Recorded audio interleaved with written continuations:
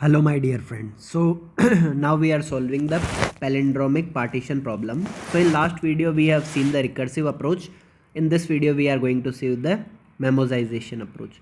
So what will be the input given? In input a string will be given. So suppose a string Nitin is given. So if you are going to see this Nitin, so if it is already palindrome, so we don't have to do any kind of partition. So we are going to return 0. Suppose if string is given Nitik, so now we need to check how many partitions we can do. So if you are going to see, if we are going to do partitions from here, so now you can see all the three sub strings are palindrome. So how many partitions we have done? 1 and 2. So what we need to return in the output? We need to return in the output as 2.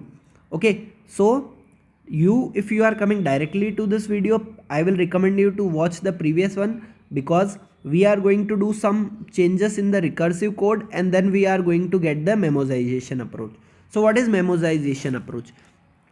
It is nothing but when we are recursive code that we are storing in some table. Okay, that is memoization. Suppose a tree is like this, means we are searching for elements like this. Okay, it's a recursive call. Perfect. Suppose you have already solved this element and here you got the same element. So instead of again solving the same situation, what you can do is you can just capture the value which was already written here. So what is going to happen? First of all, we are going to initialize this entire matrix by -1.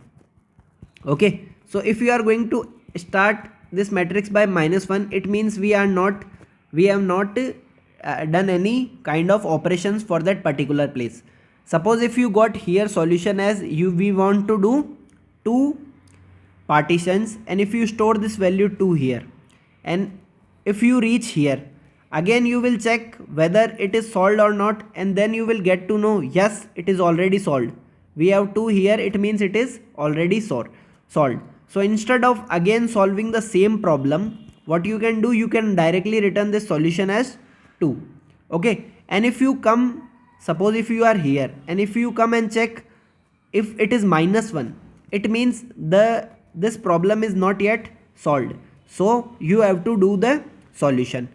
Okay, so first of all what we have to do, we have to initialize matrix with -1. This is the first step.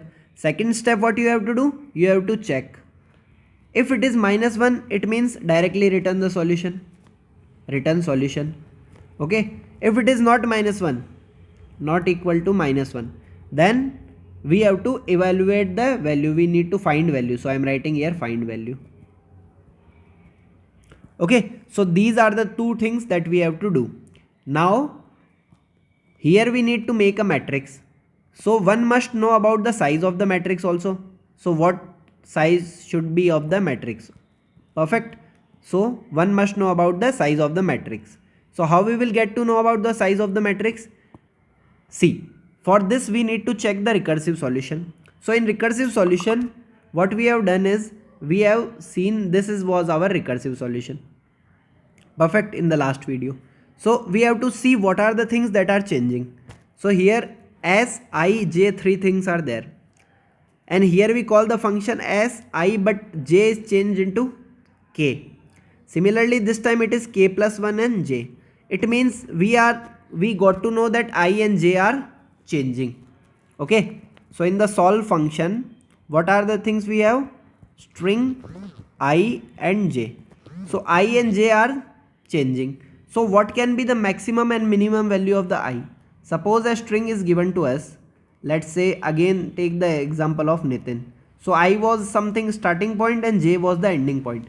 So what can be the maximum value of I? It can reach at the last point, means the length of the string. And what can be the maximum value of j? It is again same as the length of the string. It means you need to create a DP with the size n plus 1, n plus 1. And what is n? N is the length of string. Perfect. So we got that Now we got the size of the dp. Now what we have to do, we have to initialize that dp with the -1. Okay, so let us write like this. Dp is equal to, I am writing the Python syntax, -1 for I in range of n+1 for I in range of n+1.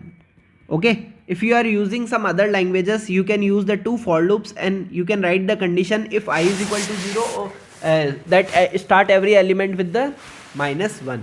Okay, there is a function memset also which you can use directly, that it will initialize the entire dp with the -1, but this is the syntax for the Python. This part is done. Now what we need to do, we need to define the function solve, which will take a string. Let's write with the str I and j. Perfect. So first of all what we are doing, so this was our recursive code. So first of all we have checked the palindrome condition. First of all we have to check the base condition. Okay, so this is required for everyone because base condition should be checked. After that we will check whether that thing exists in the dp or not. So again we are writing the same syntax. So if I is greater than equal to j, or is palindrome passing again same string str I and j. Okay, if any of these two conditions are true, then what we were doing, we were returning 0. Perfect. Because if string is palindrome, so are you going to require any kind of partitions? No. If the string is already palindrome, why we will do any kind of partition? And what this thing is saying, that I is the starting point and j is the ending point. So if starting point is greater than the ending point, it is not a feasible situation, means it is not a correct situation. Starting point should be always less than the ending point, because in a string starting point is here and ending point is here, so they should be always less than this. Okay, so that's why we return 0. So this is the first condition that we have checked. Now what we need to check, whether that element dp of I comma j is -1 or not. If the element is not equal to -1, so what we will do, we will return that element. I told you na, because if the solution is already updated there, so if solution is not equal to -1, what we will do, we will directly return dp of I comma j. We are going to return that particular element. If these two conditions fail, so what we were doing, so first of all we were making an answer. Answer will be length of str plus 1. Okay, now again we were using the some for loops. So for k in range of I to j. Perfect. This we were doing. Okay, you can check here. So for k in range of I to j, so this recursive solution will be same.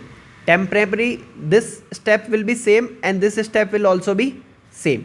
What you have to do, instead of directly returning the answer, what you have to do, first of all you need to store that dp I comma j is equal to answer, and then you have to return the solution. Everything will be same only. Okay, so I am again going to write the solution for k in range of this. So what we were doing, temporary equals to, we need to call the function solve, we need to pass till I to k, plus we need to call the function again solve, but this time what we are doing, str was the string, k plus 1 to j, and then we were adding them 1. So this we have got. Then we are checking whether it is minimum or not. So final, let's say final is equal to minimum of temporary and answer. Okay, whichever thing is minimum we are going to upload. Answer is equal to minimum of temp and answer. Okay, once this is done, okay, this entire for loop is done. What we were doing, we were returning the solution. So return, earlier we were directly returning the answer, but this time what we are going to do, we are first going to store that value in dp of I comma j, then we will return the thing. So how this command will execute, first answer is going to be stored in dp of I comma j, then the entire thing is going to be written. It means this is the memoization approach. So first of all, what we have done, the major difference was, first we have created a matrix which will start with the -1. Then we have checked if the elements of the matrix are -1 or not. If the element is -1, it means we haven't solved that problem yet. If it is not -1, it means we can directly return the solution. Okay, so how we were using a for loop, and in the for loop we were doing the partition with the help of k. Okay, suppose I j. So first of all we have done the solution from I to k, then we have done the partition from k plus 1 to j. Then what we have done, at the end we have added 1 because we have already done one partition here. So that's why we have done. Then what we have done, we are calculating the minimum. So by the help of some temporary answers we will find our final answer. And before returning the final answer, what we are doing, we are just uploading that value into the dp of I comma j. So this is the memoization approach. If you have doubt in is palindrome function, you can check in my previous video. Okay, is palindrome, I have written the function. If it is equal, then it will return the true, otherwise it will return the false. Okay, so I hope this concept is clear to you. In further videos we are going to more optimize the solution, because still we are using the recursion only. Memoization is nothing, we are just trying to reduce some recursion step. Okay, this is not 100% optimized solution. Memoization, I feel that it is better than recursive. Suppose if it is the order, so it is better than recursive, but still we can optimize this solution more. Okay, so that we are going to watch in the next video. So if you get the things clearly, please let me know. If you still have any doubt, please let me know in the comment section. Thank you.